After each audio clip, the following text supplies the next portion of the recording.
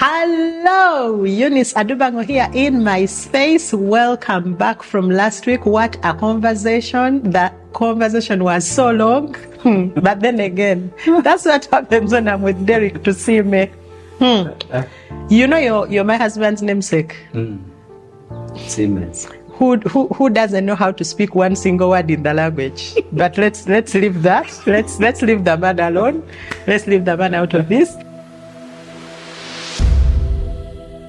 But yes, I am very happy to be back with Derek. When we were ending last week's conversation, I don't know if I said it behind the scenes or on set, but I was saying that there are many times I have conversations with Derek, and when we are done, I'm like, I wish there was a camera here, because we tend to have so many beautiful conversations off set. I think we need to be like those people who do, how do they call them? Vlogs, you know, where they keep just moving with the camera. I think we need to become like the Kardashians, kind of thing.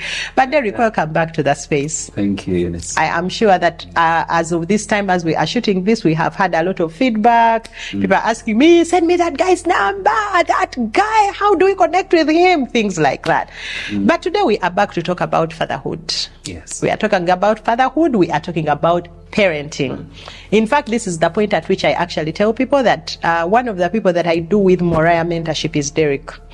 And the reason why I chose Derek into this mentorship, which is still taking shape, I know that next year it's going to be good, better, top shape, is because of the heart that you have for parenting and the type of conversations we have with you about parenting. That is why I was like, this person, especially when you started to tell me about the things that you were doing with the Rutiba children and with the Kashtahi children, and then the things you're doing with your own children, as like, this man has a heart for parenting and has a heart for parenting children. So welcome back, Sebo. Thank you, Eunice. Yeah, at least today we don't have to start from the hills of Munyaruguru and and all those things. People already know you. Tell us what you love about parenting. Of course, after saying hello to the people and saying, I am back. Hello, beautiful, wonderful listeners. It's always a pleasure to speak with you and connect with you and relate with you. Before we dive into this conversation, I'd like to say thank you, Lord, for the opportunity. Amen. What do I love about parenting? Parenting exposes you 360. That's the beauty. You like to be exposed. I don't like it. On the contrary, I love it because it helps you to self-introspect. Okay. It helps you to do what in auditing terms we'd call it internal audit. Okay. Then you find the gray areas and things that are not working. Then you begin to also see that you also work in progress. So no one has a one shoe fits all for parenting or a template that fits all. So you're a work in progress. You keep discovering. It's a discovery journey. And these little ones are amazing. You can have a pool of, say, 3 or 5 children. Each of them is unique and beautifully, wonderfully created. You get to realize the way they speak, the way they do things, their love languages are different. So you literally need a meeting with each one of them. And that uniqueness for me is really amazing. Like, we have 2 sons, and Israel is more of me in terms of talking. Isaiah is more reserved. He's more of your cross-examination lawyer who will ask 110 questions. He's always why? And he's more hands-on than like me. Israel, on the other hand, is not hands-on. He will want to be a bit elusive and let the younger brother do the work or the rest. So you begin to realize that they're different. Their love languages are also different. Some of them, like our sons, one of them is more huggy and is more touchy. Who want to connect and fold in. The other is like, you handshake me, we are men, you know, this is how we roll with our thing. Then the girls, they want you to connect with them, give them time. They're meticulous with details. They're more harmonious. They're not your rough to go guys. They want to sit in, listen to your heartbeat. They want to connect, to have eye contact and, you know, have that emotional connection. So you're in a discovery journey of learning. I missed out on most of all this while growing up because I didn't really grow up with a functional family as it should have been. I didn't grow up with most of my siblings to a point that striking conversations with them became a challenge. The only commonality we had was our mom. And, you know, we have different fathers, so there we were. So it becomes a challenge to connect And even also as a parent, when you miss out that opportunity of connecting with your children, they also find it hard to relate. Yeah. It took me a lot of time to be able to sit and have a 10-minute conversation, 20 with my mom, because she wasn't there most of the time. So I missed out on that, lie on her lap. I did a lot of that with my grandmom, interestingly. So I could even feel the moments of connection with my grandmother. I would roll on her laps.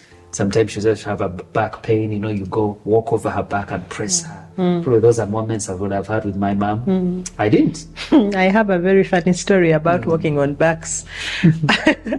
So my dad used to tell my son, my middle child, Ronel, every time he would tell him, come and walk on my back, like as a way of physiotherapy. And so I think Ronel, he was just 4 years old, but I think he had it. I think in his young brain, he's like, I am tired of this old man.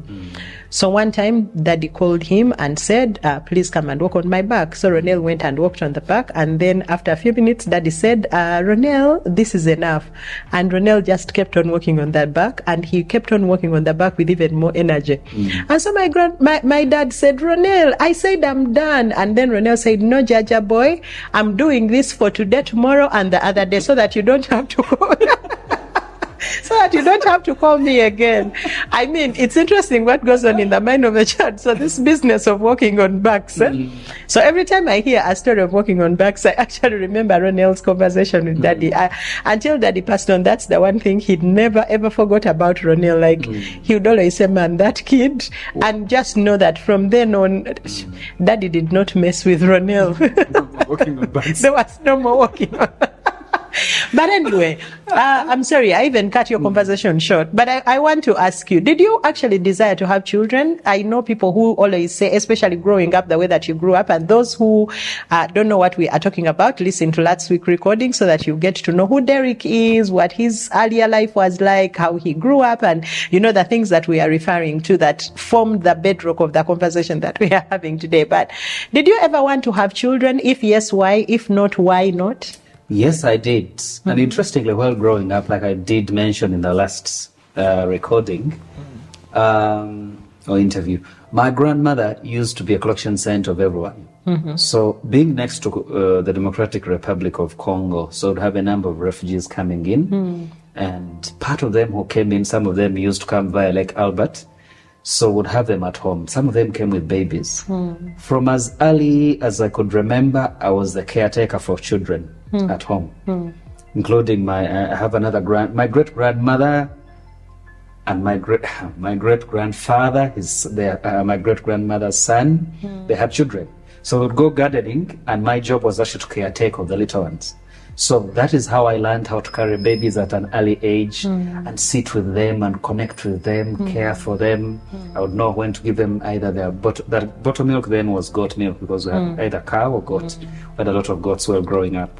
So bottle feeding, they didn't actually have bottles. We had cups that had those tiny little holes. Yes, I remember, with two holders for holding. Yes, I remember those cups. So that is what would go with the garden. And then while they prepared lunch was interesting. They would gather weeds in the garden and some shrub, put a mound of food together, cassava, greens, everything there in. Then they set fire on top. It steams while they dig. Wow. So at 1 p.m., they would open up that mound, and then we'll be able to have lunch. Wow. So we never went to dig and then got back home. No lunch, we would have lunch there and then return only home with food ready for supper and bathing and settling in. So we literally would go in the morning, return in the evening. We never went back home when we went to the garden. So those experiences made you desire to have children? Because then I saw how, connect with them. The way they looked in their eyes, they looked like these little dolls, very innocent, very beautiful. So I kept gazing at them, carrying them. Then they would play around with them. So that for me is where the connection started from. As early as 4 or 5 years, I was already carrying children, 5, 6. Did you ever even think that not having children was possible? No. You never thought so? No, I didn't. So how different would your life be if suddenly then you didn't have later, because I have a grandmother who didn't have children at all. Okay. How different do you think your life would have been if you didn't have children at all? I think I would have just been more of a workaholic, and life would have been a little bit boring. A little more boring, not even just a little. Okay. Because should I think I would have been quite sad, and that is why I identify with people who are really in search of a child. I think I would have been sad, and that's why I pick up how they feel. I mean, yes, I'm a woman of faith, and I can say all these things, believe God, even if you didn't have children, the marriage is enough. I say all those things, but the truth of the matter is I understand the other person, because if I tried to walk a mile in their in their shoes, I know that I would have been really quite sad. I know that it would have been hard. Yes, I would believe God. Yes, I would do all those things, but I know it would have been really hard. Reflecting on that, I think Scripture also talks about a barren woman's womb, likening it, I don't know, is it to hell or something like that? The kind of experience and the pain they go through, the wrath that they... It's painful.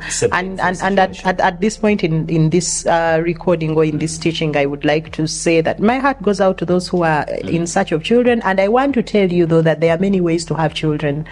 I know that some people don't want to hear it at all. Some people don't want to hear that you can have, the IVF. Some people don't want to hear that you can actually adopt a child. Yes. Some people do not want to hear that. But I understand you, though, and I understand the reasons why you do not want to hear that. But I also want to say that Jesus is able. He's more than able. The other day I was telling a friend that I hate it that we say Jesus is able, and then in the very next sentence we say that is impossible, or we say that person will never change, or the doctor said this. I would like to encourage that person to keep on thinking about the fact that Jesus is able. Yes. The thing I'm learning lately is to depend on the potency of God, to depend on who God is, not to depend on God based on my problem. Those two are different. Yes. This morning I was telling friends that some of us present our problems to God instead of going to God in light of our problems. Those two things are different. And so I would like you to go to God in light of the need for a child, not to present your need of a child to God. If you go to God in light of your need of a child, God is bigger than the child. If you present your need of a child to God, God could be as small as a pin. And your desire for a child such a big thing. You get what I mean? With that understanding. So she went to Yahweh. The request was to receive a vessel that God could use. Exactly. Why? Because he looked at God. You understand? And therefore he even looked at God's need for a prophet. But there we go. We are about to start having that conversation that needs the cameras around. The beautiful thing is this time the cameras are around. So I know that you love parenting, and I just want you to teach parents here something about parenting. The other day we were doing the foundational class on parenting together with you, and we were talking about the stages in parenting. And one of the biggest things that I want us to have today in this conversation is the stages of parenting. Take us through the 4 stages of parenting, Derek. I think from the onset, once conception happens, and then I think that's where, for me, part of away from the pre-parenting preparation and all that, once conception takes place and you realize as a woman that now you're expecting, and both of you as husband and wife, I think it's now time to engage a different kind of approach to life. Though it's important that prior to that you check your diet and do that, because the nursery should have been prepared way beforehand, before even the child comes, or that happens prior. But I think the mindset shift has to happen. Psychologically, you need to be prepared. Emotionally, you have to be prepared. Spiritually, you have to be more discerning and alert, because the first trimester comes with so many changes depending on who the couple is. The dynamics are quite many. The finances might be affected. The emotional tempers might flare, some tone down, withdraw, and all that. So you must be able to adapt yourself to the different changes that are unprecedented, and they happen differently with each child coming. So for me, that early stage is important, that as we think about it, we prepare. I think let's first stick up in there and actually talk about that stage, which is the pre-parenting, and then from the seed to zero. You understand? I think that stage of parenting is very important, because most people, even those who are single and are watching, or those who are not yet married, they are dating, are watching, or those who are married but have not yet thought about having a child, are thinking that maybe this conversation is not for them. But the stage of pre-parenting is very important, because the kind of child that you're going to have is very is dependent on what you're eating right now. Yes. The kind of child you're going to have is dependent on the way you exhibit the fruit of the spirit right now. Because when the child finally comes, then you are going to need self-control. Yes. Then you are going to need gentleness, and you do not just get them immediately. You understand? So I think we need to emphasize this stage of pre-parenting, because parenting starts at pre-parenting. And so even when we are teaching people, even in premarital counseling, even before premarital counseling, we need to realize that the things that you are going to bring into the other stages of parenting are very hinged upon what happened before even you go to the father. Because pre-parenting includes the kind of spouse that you are going to accept. It includes the kind of mother, the kind of father that is going to come into this parenting equation. So the issue of being filled with the Holy Spirit is very important. The issue of being very prayerful is very important. The issue of being a person who reads the Word of God is important, but also a person who also just reads. You know, because you're not going to get all this information into your head suddenly because now you have a baby lying in the cradle. That information, that baby must start lying in the cradle when this information is already in your head. That's why Mary took time and went to Elizabeth. That's why Mary, because she had prior information, she knew the right question to ask the angel. The pre-parenting was right. Yes. She knew how they talk to angels. You understand? Because had an encounter. Exactly. It makes sense. It makes sense that, you know, so that we all need to know that the stages of parenting start at pre-parenting. Now you can move on to the next. Okay. So you have this training stage that comes in once the child comes in. There's a lot of training. Psychology will call it anal training. At some point they'll call it oral training. How to use the potty, basically now they are grown much bigger, but the pampers that you need to prepare them, how to clean them, how to dress them and all that. You need to rehearse and practice all that. That is for both by the men and women. So I expect the fathers to be on board with this. You miss out on an opportunity of attachment if you don't get to connect with the child and do a lot of this. In my case, I've been in hospital. I'm the first person who I've received all our children. The moment they're born, you're the first I receive person. them. And the reason for that is I speak over them, usher them into life, receive them into the family and say, well, Papa is here. Can I tell you how I welcome my children? I tell them that scripture. I tell him, man, you welcome in this world. You shall see many troubles.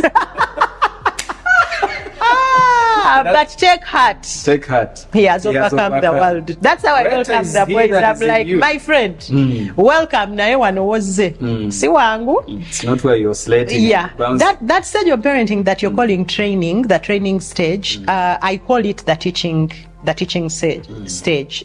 It's more or less the same thing. That's like from 0 to about 7. Some people call it the what is that word? Infant stage. Some people call it the infant stage. Some people even call it the, what's the word? It's gone out of my head, but it will come back. But yes, the formative stage. Because you're forming. So everything is really around training. It's really about teaching, because you're forming. You know, Brand told us something recently that really shocked me. You know, like you said, he really reads a lot.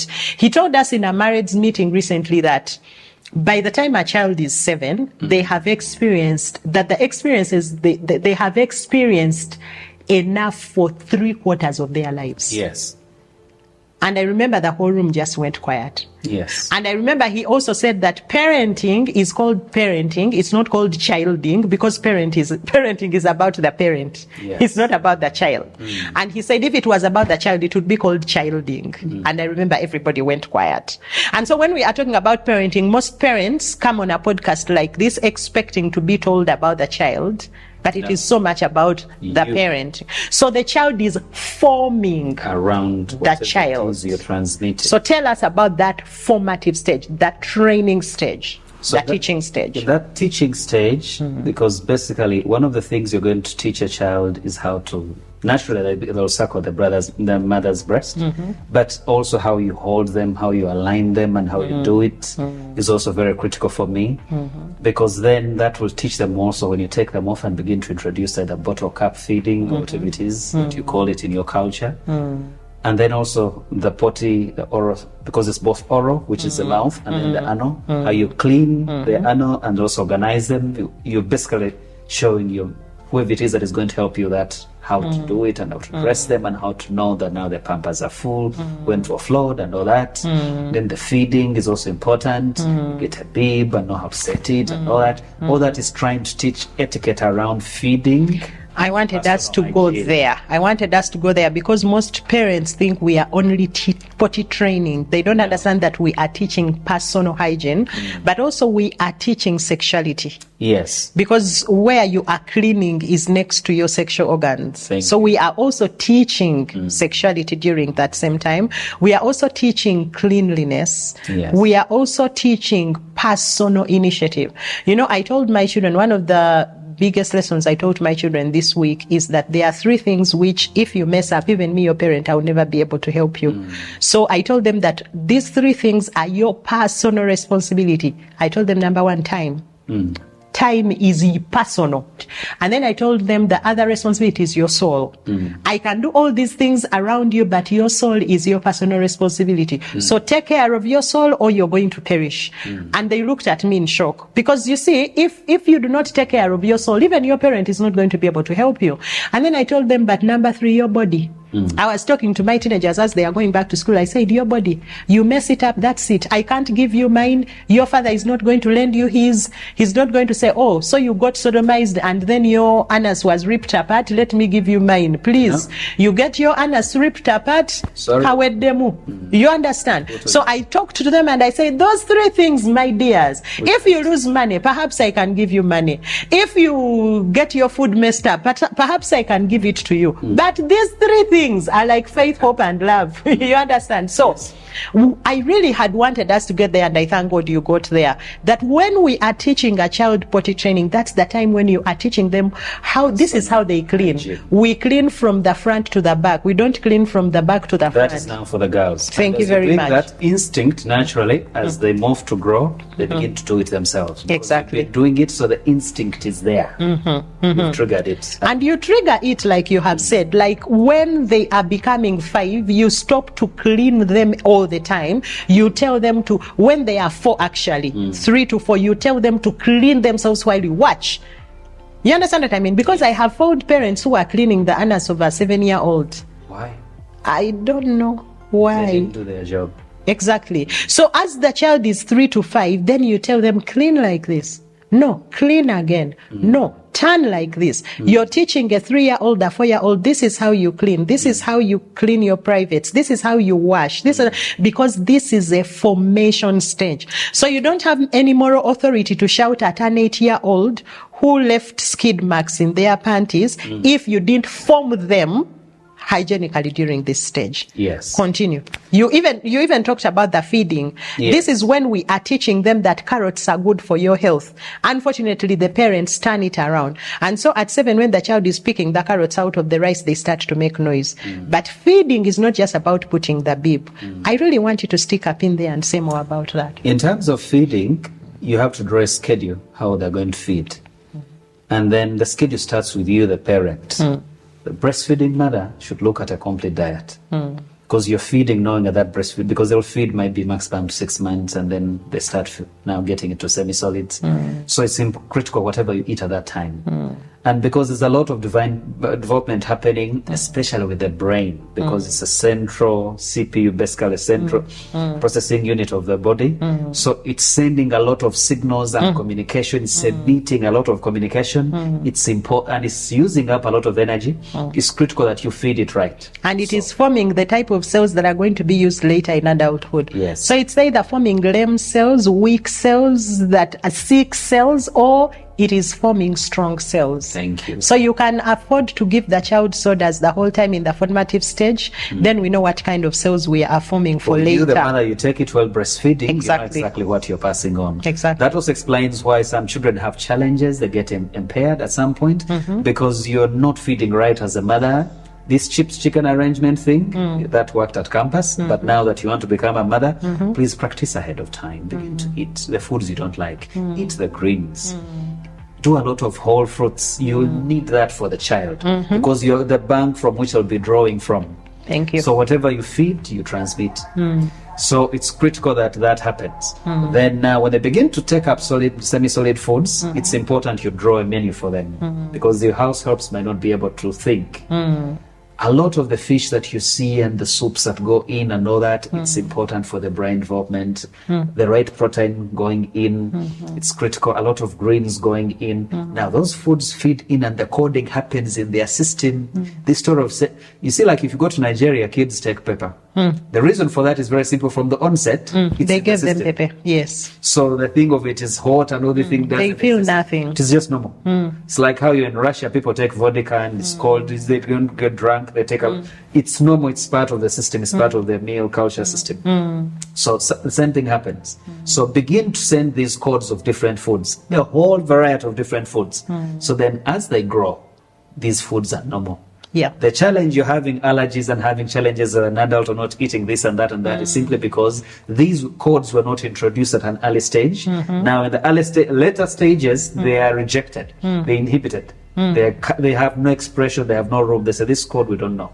So they kind of expel them and they resist them and fight against them. So draw that menu for the maids, draw a whole weekly menu, put in different foods and ensure you have a balance. People think that us who do menus, twekoza, No. that we are trying to live a life that is not existent. My grandmother, even in spite of all that used to happen and her struggles, we grew food around.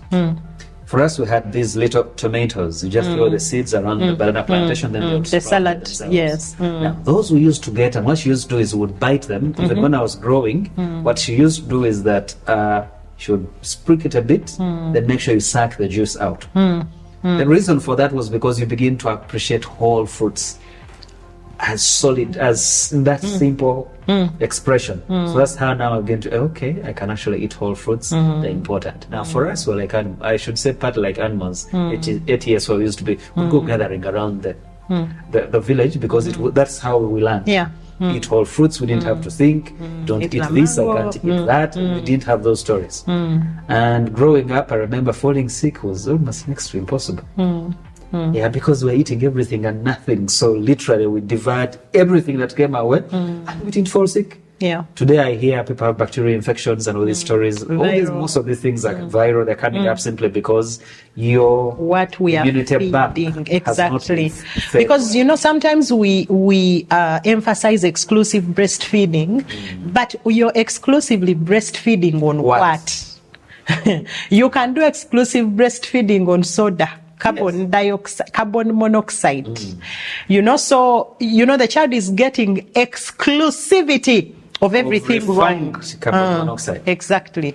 So we need to understand that the adult you see seated here in front of you is the sum of everything that I ate, is a sum of everything I've been eating, but mostly 3/4 of it is the sum of 0 to 7. Yes. So it is your choice. You can decide to have spaghetti every day. You can decide to have noodles And have a every spaghetti day. brine for You child. can have okay. Ochisusiza spaghetti brain. But you can have spaghetti every day, and then you can have chips every day, and then you can have jolly juice every day, and then as an adult, the body is going to give back to you exactly what you have given it. If I may take you to the Serenas, if you're going to raise children who are sporty, they love sports and they're very competitive. The man tells us in his description, even what he fed them was important. Serena Williams that you hear about, these tennis players. So the muscle that you see built around them and the agility and the ability to be able to swing, and then that They did didn't not pick come- it at 30. No. they ate right, they drank right. He ensured that that happened. We need to all understand as parents that our bodies are forming a certain bond.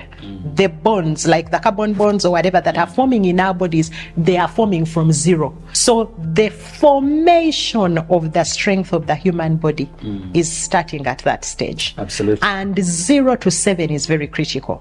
So the smoothies that we eat, the fruits that we put in those smoothies, the protein that we eat, and everything is very critical and is very important. Even the way it is cooked. Yes. In fact, I usually tell parents that for me, I would rather the maid you bring in your house during that time is the one you concentrate on so much on training. You may not need to train so much a maid that is going to take care of your teenager.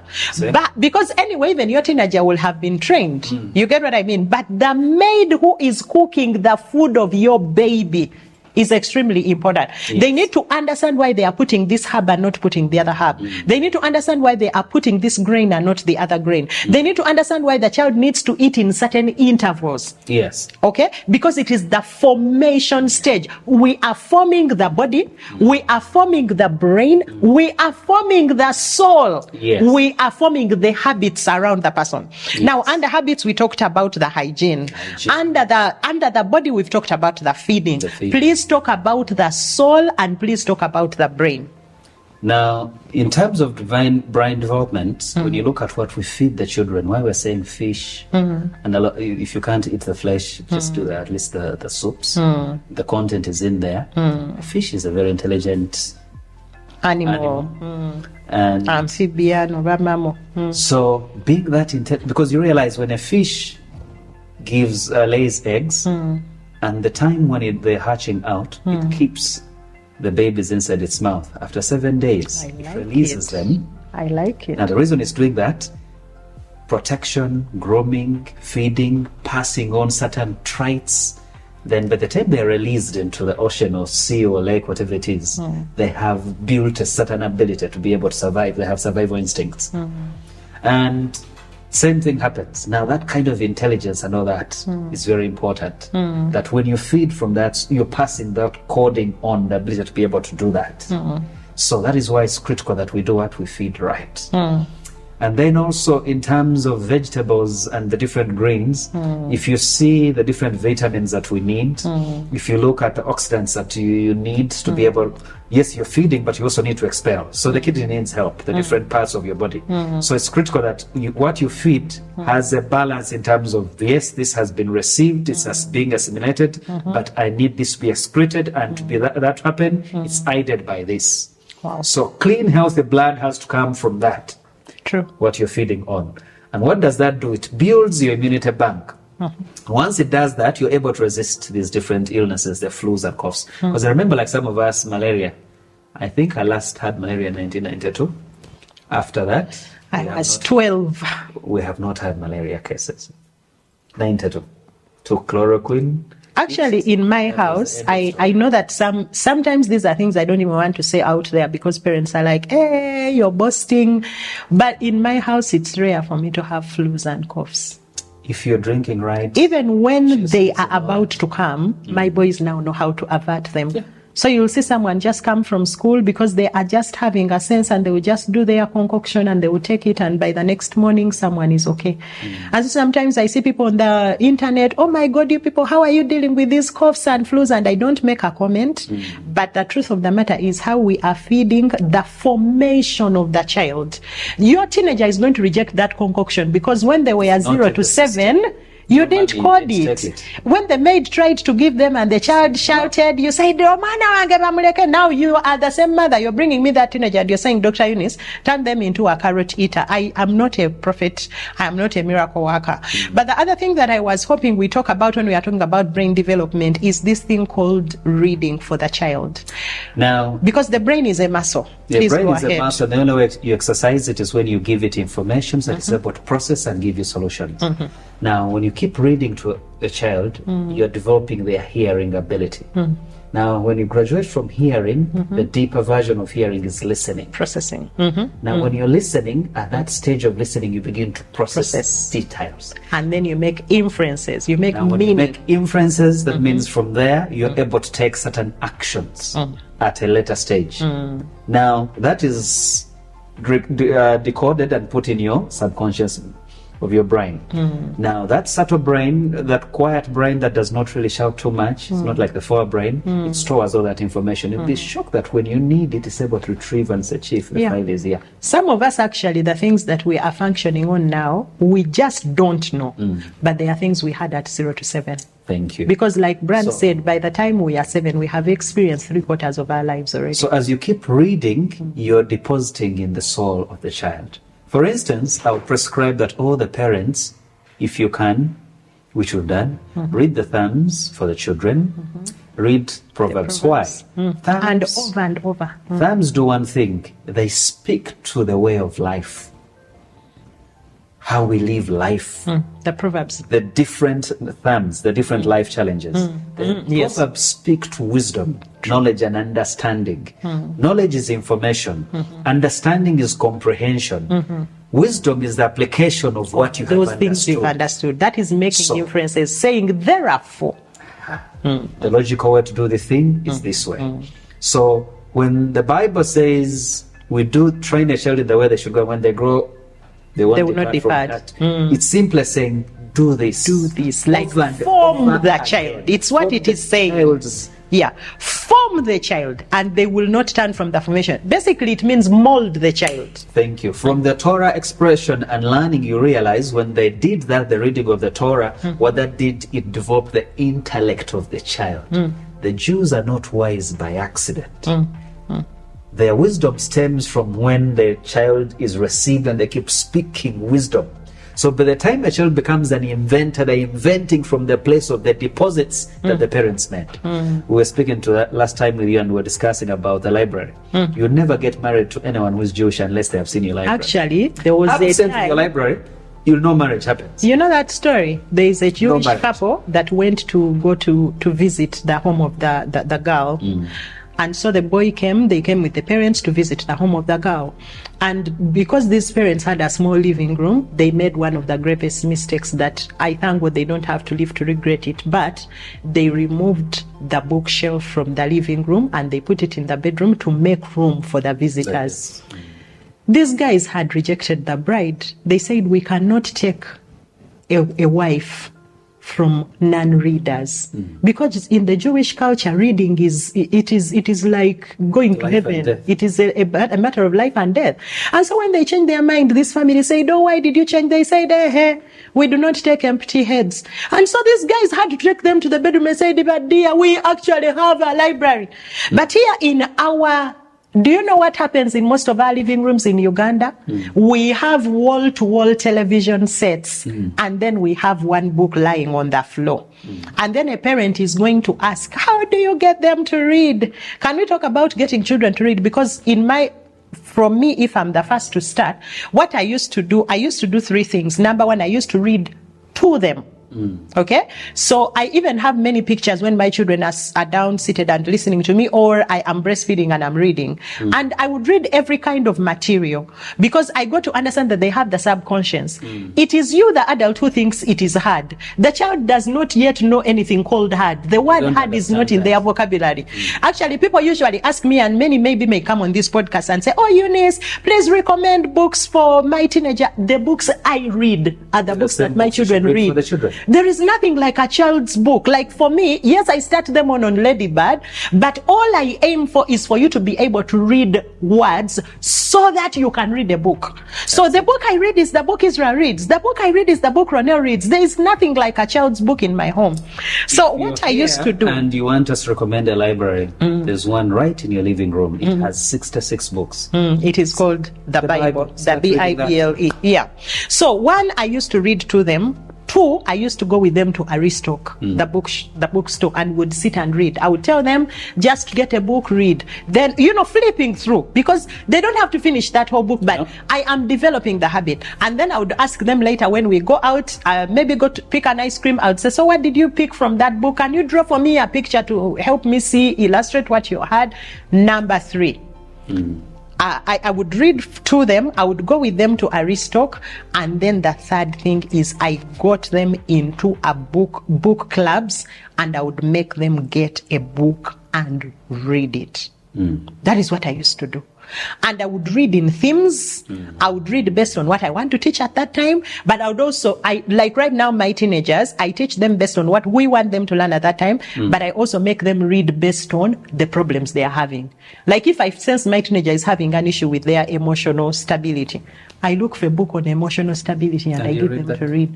But 0 to 7, I emphasized reading. I made sure if you come to our living room, actually we've now moved our library to our living room. It's like the first thing you're going to see, the bookshelf, and you're going to see many books, and you're not going to find in there what you call a children's book. No. Because even Kel at 7, making 8, he reads the books we want him to read. There's nothing like children's books for one simple reason. We are spirit beings. Thank you. Who possess a soul and we live in a body. So it means we're literally ageless. Exactly. By the time you're deposited, Kel could be called 7 when he's actually 100 years. Thank you. So by the time God transmits you from heaven to manifest here, you may don't know how many years in your years you've lived the other side. We have no clue. Exactly. So you're coming in here as a spirit being who is just possessing a soul, which we need now to activate, and then in a body where you have to move and live. And that is why that part, we also need to form the soul. Like it's already there, but for purposes of living here, where it is not yet accustomed to living, we have to form the soul. Talk about the soul. That is why the Bible says God made the body and then he breathed the breath of life and the body became a living soul. The reason they say it is living, because living is a doing word. It's not a noun. Verbs are doing words. So it means that if it would be a living word, it means there must be actions that follow that. And one of them is resourcing and training so that you empower the soul to have capacity to be able to function here. That's why the Bible says that he that saves souls, that's what? Is wise. Is wise. The one who wins souls is wise, yes. Thank you. Why did the Bible say that he who wins spirits? Spirits are not one here. They're upstairs. But dear. So leave them to be one the other side, but the souls must be one here. Because here the complexities that we need to live through life and the many dynamic environments, harsh, good and calm, are here. So the ability to be able to adapt is dependent on how much information you deposit and how well you have resourced the soul.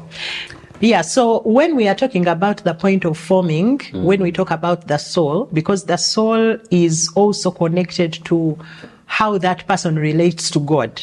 Because the mind and the brain is talking about their interpretation and how they are ending up here on earth and how they are functioning. But then the soul is talking about the way they are connecting to God. So if you want a teenager who is born again or who works like a born again or who has born again traits, you must form 0 to 7. That is why it's very important for us to aim at leading our children to Jesus between that time. But then I also wanted to talk about Hannah and how she formed the prophet Samuel. Because I see many of us call our children president. Are you taking them to a training ground to become a president? Because if you then pick for them a curriculum where they can't debate, where they can't speak, and yet you're calling them Mr. President, between 0 to 7, then you're making a grave mistake. So in forming, we want to form them in who they are going to become as they function on earth, but we also want to form the soul man. So the president must be taken to a school where they are going to train this president, but the prophet also needs to be taken to a school of prophecy of sorts. You said something behind the scenes where we were talking about this point, and you said that Hannah formed Samuel in prayer. Yes. The pre-stage. Most single girls are not praying for their children. When I called travels of a mother, when the child arrives. When I called travels of a mother, people asked me the golden question, how about if I'm not yet a mother? And I say the mother is one who has decided they are a mother. Having a child. Like we spoke about fatherhood, all men. Fatherhood is not a title and a name. It's a function and a position. Exactly. If you have positioned yourself as a mother, you'll mother as a parent. As a parent, you begin to parent and mother nations according to Exactly. Scripture. You don't have biological children first, because that is not faith now. Exactly. Faith is the evidence of things hoped for. So if you believe you're going to be a mother, begin to believe and walk like a mother. Travail in prayer like a mother. Engage like one. Form that child as a mother. Do you know that Hannah's prayer, they don't even show us Hannah, the kind of prayer she prayed after But the prayer she prayed to form and bring forth Samuel was so intense that somebody thought she was drunk. Yes. So you find a single girl prays lazily, a single man prays lazily because they think the child has not yet arrived. When they are praying for a 0-year-old, they pray with little energy. They are waiting to shake the table when the child says, I'm about to introduce an atheist. That is when they are going to call a fasting and prayer mission. But we need to form 0 to 7 is so critical. Yes. In fact, you even form your child's spouse at that time. In fact, you even form your child's house, whatever they are at that time. All that is formed. It is a formation, children of God. It is formation. It is training. It is molding. So it is like, you know, when you're molding, you get a mold and you put in, and then you incubate for a while, and then you get out. So during that stage, you decide what mold. If you want it to be round, you put in round. If you want it to be pear-shaped, you put it in pear-shaped. So it means, therefore, that the nursery school you take your child to is even more critical than the university. You know that? It means that the space where you take your child is even more critical than where you take your teenager. Because you need muscle development at that stage. Exactly. It means that the church where you go to during that stage is also very important. Whatever they are listening and hearing, they will soon do later. Exactly. The type of music they are listening to during that time will inform a lot of their decisions. The kind of person that they are going to become. In fact, there is a type of music which, if a child listens to when they are in the womb, it helps their brain to develop better. Yes. And they tell us to play that music. The reason they'll tell you to play classical music, that is of all that it seems boring. The strings and everything, yes. Those different meticulous sounds they are playing, they do a lot in coding their brain to help it to develop. Wow.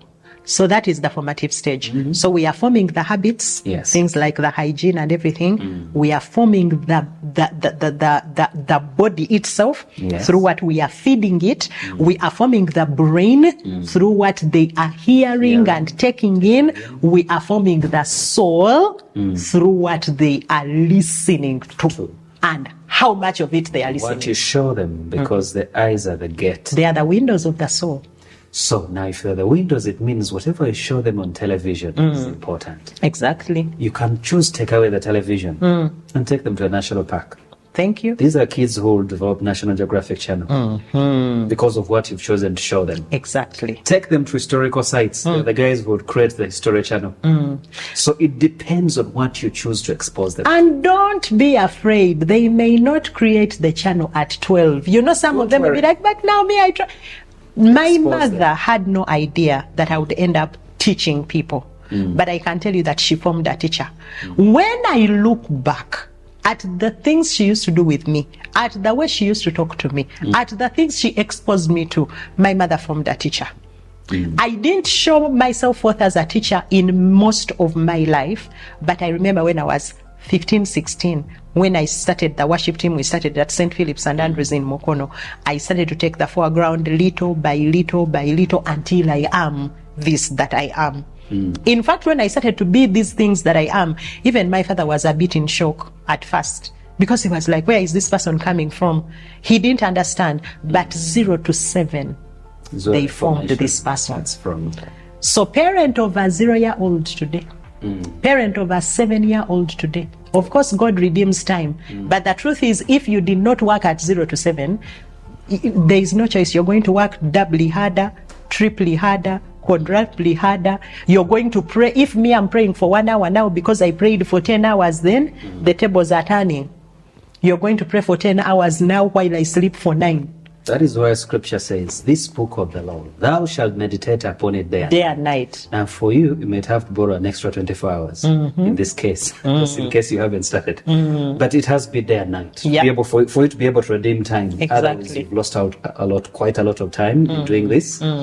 Like I said, I took 3 years to engage the things I'm seeing today. That was 11 years ago. So if I more did than 11, those 3 years, 14 years ago. So you can't say work that was done 14 years ago, you want to have it in 2 days. It doesn't work that way. You're going to have to put in a lot of time for you to catch up with the 14 years. This now gets us into the next stage, which is mentoring. Now, mentoring is an intentional decision that you need to make to be able to create an ecosystem where your child pulls and feeds. These are cables where they feed from different people. Now, we get mentored in a number of ways. It's not just about spiritual mentoring where you say, we mentor them through someone who's born again, spirit-filled and demon chasing. No, you have to mentor them in the area of work. Find someone within your space who works hard. Who has a work ethic. A work ethic. They have the discipline. They are meticulous. They pay attention to details. You need that person in your space. They are there. And this stage is from 8 to about 13. Yes, they're there. And who best to model it than you, the parents? Yes. So it starts at home, because charity begins at home. If you sleep till 8 a.m. in the morning, you're mentoring. No wonder they can't wake up at 6. Because it's monkey see, monkey do. So there's more learning through observation. That's what mentoring is mainly about. I see what you do, then I get to do it. I was told of a father who was a house husband who doesn't work. He just stays at home and watches TV. So one day his 8-year-old came and sat in the chair like this and said, even me today, let me be called like how daddies be. Because that is what you're modeling. So mentoring helps you to build a model system. And absent of a model, you find functionality becomes a problem much later in life. Because like men, boys will learn through imprint effect. They see and observe and do. Now that creates a recall point from which they draw from to be able to do. That's the danger now with boys. Lucky for women, the actions, the emotions are integrated. So when the feeling and the emotion burns with the moment, they are able to pick from that. So they can pick from the moment, they can pick from the emotion. That's why if you go back to your wife, you realize she'll tell you the day you dated her, the very first date. She'll tell you the color of the trouser you're putting on, the shirt you're putting on. Not me though. The kind of but I remember the ice cream they bought for me, but I don't remember Brand's that trouser. you had on that day. I remember Brand's trouser the day he asked me to date him. Ask most men. I don't know which trouser I was putting on. It was a very beautiful, I don't know which shirt I was putting trouser on. Now that happens because for them, within the moment, through photographic memory, they are able to burn the emotion and the moment together in their brain and store it. That is why they're meticulous in terms of details. That's why they say, give a woman a word, she'll give you a sentence. Give her a sentence, she'll give you a paragraph. If you give her a paragraph, she'll publish a book. Give her a seed and you get a whole human being. A complete human being. Now be careful. If you give your wife trouble, she'll bring it back to you. In pressed good together, measure. Shaken together, running. Okay, how did we get there? Let's move mentoring. on. So mentoring is the stage where you're getting everything you taught from 0 to 7 and you are now trying them out. Yes. That's why you should travel more with your children in that when stage. They're young. That's why you should take them more to events during that stage. You know, I've gone for events. All these crazy activities. Yeah, but even, you know, there are fewer parents who pay for their children. For example, if they advertise a sales convention in town today, do you know that parents won't pay for their children to go for it because they think this is a child? But in the mentorship space, they are learning, people sell. That's how they sell. People actually pitch. That is how they pitch. That is when you are making them do everything that you have been teaching. Or teaching. Exactly. Let's move on to the next one. Next is coaching. We all know what a coach does. Because you've done work in the formative stage, done mentoring, now this 10, you relax a bit and say, I have the whistle, run. Exactly. You observe, and then now you begin to adjust and prune those areas where you refine basically at that stage. And why are you coaching? You're coaching because during the mentorship stage, now you have been able to study this child and see the best in them. Because what a coach does is they help you to bring to life that which they have observed.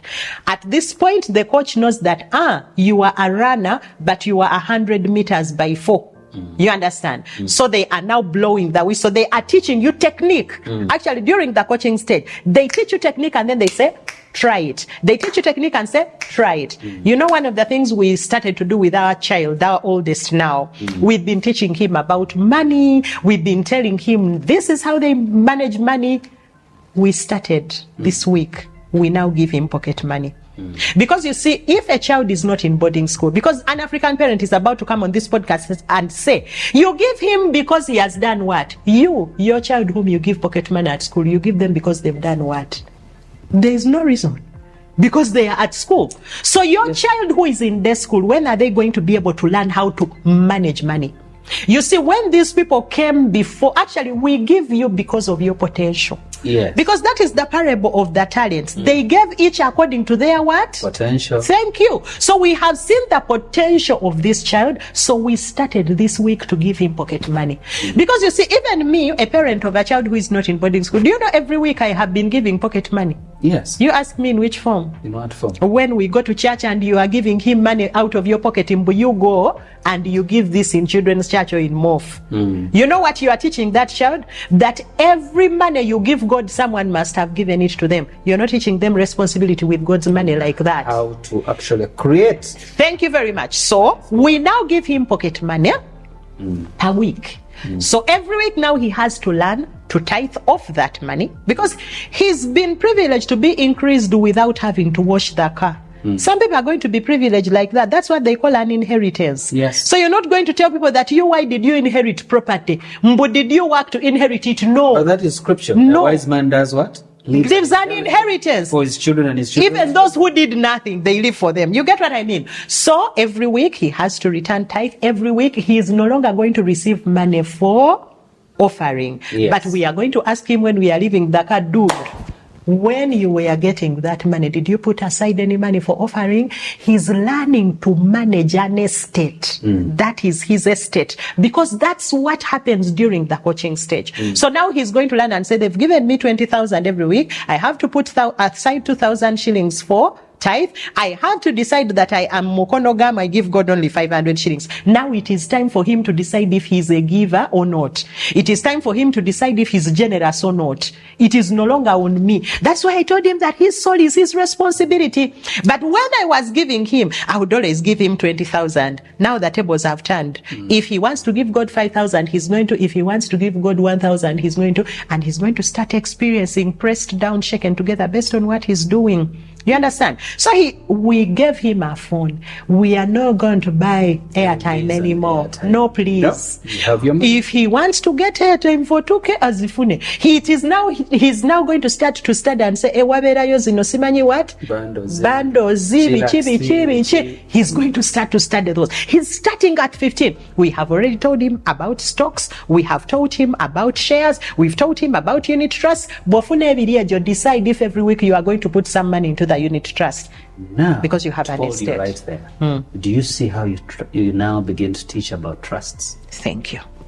Because now you've been entrusted with this little money in your estate to manage. So when we come to a financial lesson, we're talking about trusts and bonds and treasury bills. It makes sense. Yeah.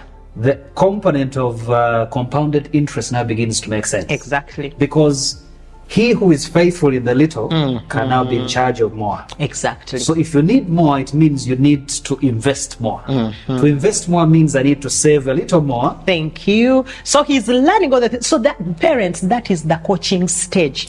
Everything you have been teaching, you start to make. First of all, you pick out the things you know. These are the things this child is very good at. Let us make them better at the things. But then there are things they don't have to be very good at. There are things that everybody must be good at in life. You start making them try out those things. Because now during the mentoring stage, maybe just take you back a little bit. In my case, you probably are wondering how are we doing it and how are we doing it, both children and parents. Exactly. In our case, we actually mentoring young people. Like I told you, I started with the young boys during that time when I was mentored. That has continued. I'm also being mentored through service because we are leaders in our marriage fellowship. We had one in Chisasina and we have one where we are currently. So the mentoring journey has been ongoing. As you get mentored as a parent, you pass on the same to the children. You open them up to mentorship spaces where you are. And these are the same people, that ecosystem where you're going to seek mentors from. Exactly. If the need can't be met out there, they have recommendations, but you're not going to come from without. And you think that mentoring will succeed without you having an ecosystem around yourself. From the same pool, coaches are going to come, even as you coach as a parent, because each joint supplies, and you need a support system. So you need a community of like-minded individuals around you who share the same values and principles, that when you're actually doing the things, you have a support system, because you can't do it alone. Yeah. Mary had Elizabeth. Exactly. You, who is your Elizabeth? Paul had Barnabas. Moses had Jethro. Yes. And unfortunately, the list goes on later. We realize Peter mentored nobody. And that explains why the church in Jerusalem faced problems. Peter Bamuleke. And we might want to have that conversation when we get upstairs. But you see, let me tell you, even as we almost come to a close of this, in every area, I would tell you, for example, you said, let's share what we are doing. For example, this is what I do during the mentorship stage, when I'm teaching my children how to pray. When I'm trying on to them the things we've learned in prayer from 0 to 7, I go with them, like many of my viewers and people who have followed me for a long time know I have a weekly retreat. I take my children for the retreats during their holidays, and I take everybody to the prayer mountain. Now, when you are 0 to 7, I sit with you while, when you're 0 to 7, I pray with you. Like we pray together. Why? I'm teaching you. In fact, I tell you, repeat after me. By the way, 0 to 7, when I'm at the mountain, I say, repeat after me. I first teach, then I say, we are now going to pray for our teachers. I tell them, repeat after me, because I'm in that teaching stage. I'm teaching them the tonation of the words. I'm teaching them how to use scriptures. I'm teaching them. Every child should not just learn by hearing how people babbled. Somebody should tell them, this is how you approach the throne of God. This is how you read the Bible. So I teach them. I tell them, repeat after me. After 7, I teach them, and then I tell them, pray for me, and I listen. Let me tell you, on this phone, I have recordings of my children's prayers. I tell them, and even I send my husband the prayers. I said, today when we went, this is how Israel prayed for his academics. This is how Ronald did this. I tell them, pray for me, and I listen. Why? I want to see. When I taught, did you understand now? When they repeat after me, when they pray for me, I now tell them that here, you should have said like this. Because during mentorship, you correct. You correct. Yes. Now, during coaching, do you know what I do? Because I already taught, so I'm sure they are not going to misuse the scripture. I mentored. Now, when I take them to the prayer mountain, the 7 to 13 to 12, I pace with you as I'm listening to you. I say, prayers I hear. I pace with you. I pace with you. I even have pictures of that. When you are 13, do you know what I do? I send you to the bush. So right now, they all know. We come together. I tell them the prayer points. Then I say, Gwegenda Wali, put your chair there. Put yours there. I teach them the different ways of prayer. I say, you can kneel, you can pace, you can sit on the chair, you can be on the mat, and I tell them, go.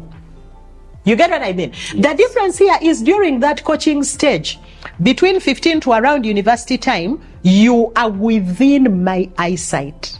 Now there is that stage you're going to talk about of later. Katiao, they have gone away like a bird. I just have to assume, or I have to ask you, did you go to the prayer mountain at least once this month? What happened? What was your experience? What is God saying? You understand what I mean? I taught you how God says 0 to 7. At 8 to whatever, I asked you to tell me what he had said. I helped you to interpret. During the coaching, I kept on telling you he must speak. After that, I want to know. You get what I mean? So Derek, quickly take us through that last stage of parenting after coaching. After you've coached, now in that last stage, what we're basically looking at is you engaging the child to see how are they faring in the field now. Now that you're on the track running, how is it? Now that you're in a different context and environment, how are you adapting? Are there challenges?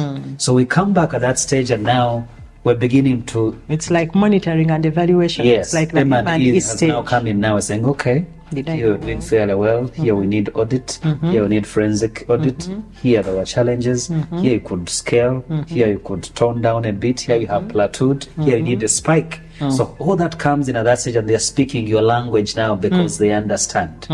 They now understand the grammatical constructs in the field that they are in. They're able now to understand where the pitfalls are. They're able to understand that, well, I could do this a better way.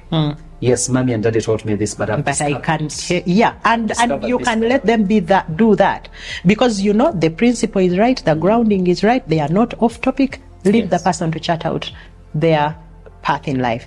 Ladies and gentlemen, I actually do parenting classes, and Derek does some of these with me. In fact, right now we are having a foundational parenting class happening. Unfortunately, I don't think you can become part of it, but please keep glued here and you will be able to hear when the next one is. But for one last time this year, we are going to do the intermediary parenting class. Now, the parenting class foundational is for parents, parents, and then parents of 0 to 7. And then the intermediary class is for parents of 8 to about 12. The mentorship stage. I teach you about so many different topics on parenting that will help you to make your parenting better. What we have shared today is just a tip of the iceberg. The little bit for you to get to know that we need to know these things before we do it. I'm here with my friends at Keja Film House, and I have been worked on by Sissy Faces. Hi, Priscilla. And I am here with Derek of Elo's Grill and Kitchen. He does catering, and Eunice Kitchen has sponsored this. We are going to be back with Derek many times. Like I told you last time, I have plans. I alone knows the plans I have for him. I'm sure they have to prosper him, not to harm. Until next time, we shall be here. But before we go, because Derek will take quite some time before coming back, give them some parting shots and then we'll close. There's a book I'd like to recommend by John Maxwell, Mentoring 101. Please pick that book. Soak yourself into it and read it. The amazing, wonderful principles you get therein. Then Dr. Miles Monroe also wrote a book called Passing It On. It will speak a lot into your life about leadership, about mentoring, about succession planning. So you and I need to work ourselves out of the job.